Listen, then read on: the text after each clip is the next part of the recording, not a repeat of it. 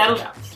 Hi everyone, meet Dr. Jekyll and Mr. Hyde, and they are my aloe plants. I'm trying to acquire a green thumb, and you really can't kill aloe, so...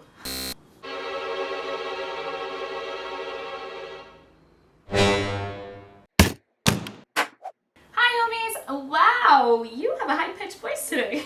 Welcome back to the Disaster Network, where we decide to dress up like our projects because we have nothing else better to do. And that's okay. No, it's not. Oh, how the mighty have fallen. My little aloe plant is up. We made raffia baskets, and I'm not even going to sugarcoat this.